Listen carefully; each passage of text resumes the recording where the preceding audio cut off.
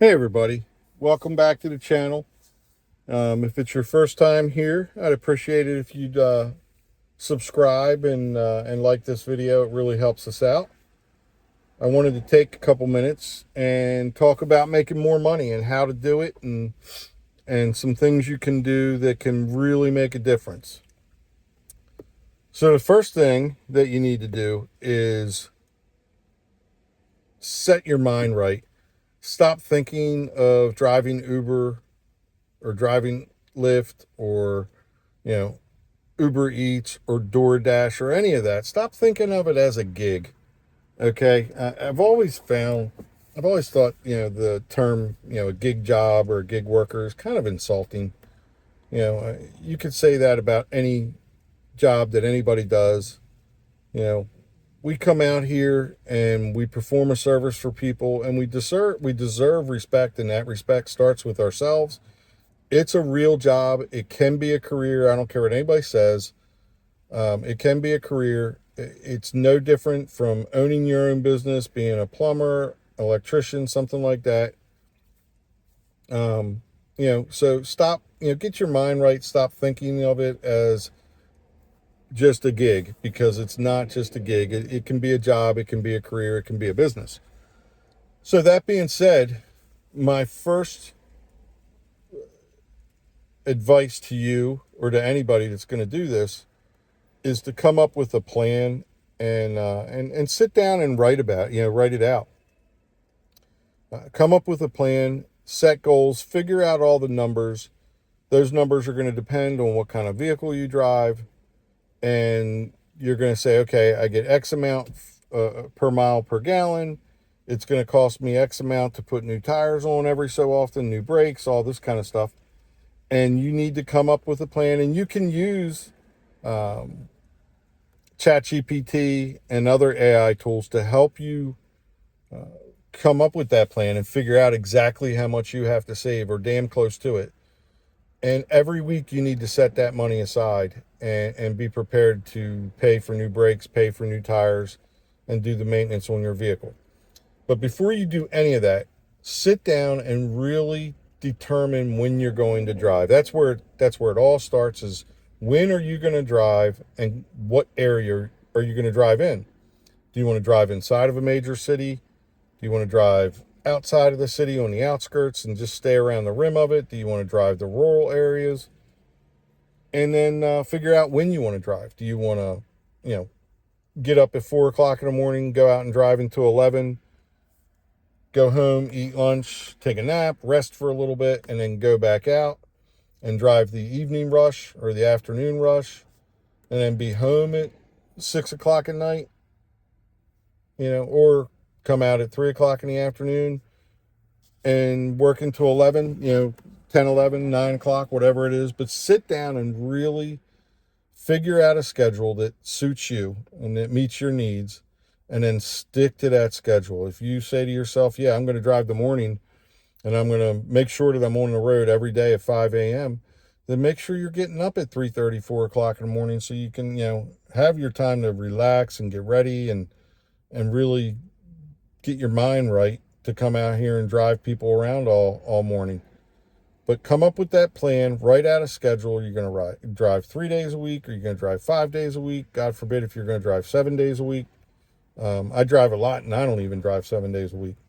Usually I drive 6. Every once in a while I might have a week where I'm able to drive 7, but most of the time it's 5 or 6 days a week. And I usually do between 8 and 12 hours a day. On average, let's just call it 10 hours a day. And I do okay. I did a video, I showed my earnings.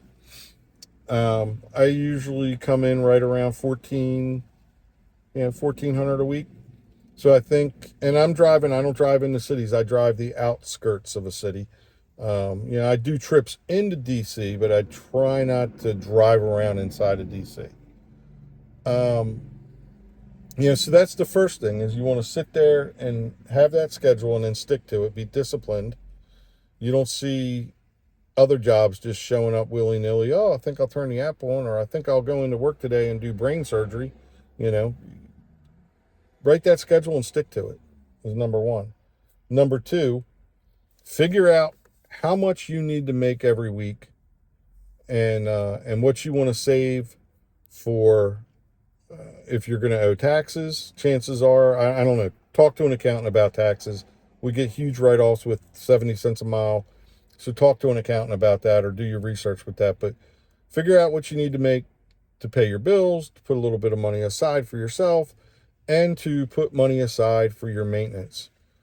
I think that not planning for maintenance is what really kills drivers. Is, they don't plan for the maintenance, they don't save for it, and then all of a sudden they get hit with these huge bills. Even tires can be $1,000 or more. Sometimes they're less depending on the vehicle you're driving. But let's just say the average car, I think you're spending they're clipping you for about $1,000, or as I like to call it, a gee whiz, for tires. Brakes, again, front brakes, you're looking at $500 to $1,000. So you got to plan for these things. You have to plan for all the other little incidentals that are going to pop up. But if you set aside, let's say your market lets you make $1,000 a week. We'll just use round numbers because, again, I'm just a Uber driver. Let's use the round numbers. So you're making $1,000 a week, and let's say, you put $50 or $100 away for maintenance. You might be able to get away with less. But let's say you put $50 away for maintenance, and you're spending, let's just say, I think you'll spend less than $200, but let's say you spend $200 a week on fuel, and so now you're bringing home $700.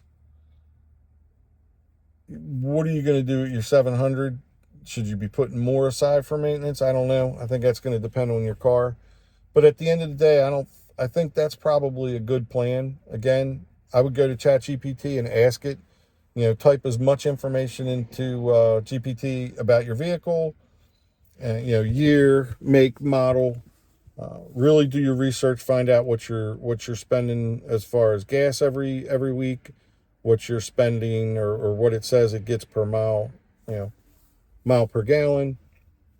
Put all that in there and ask it, hey, what should I try to save every week for maintenance? And then just stick that money into a savings account somewhere that you're not going to spend it. And hopefully you don't have any problems. And in a year's time, you have money in case something pops up. You need new tires, you need new brakes, whatever it may be. You have that money in a savings account to go and do it.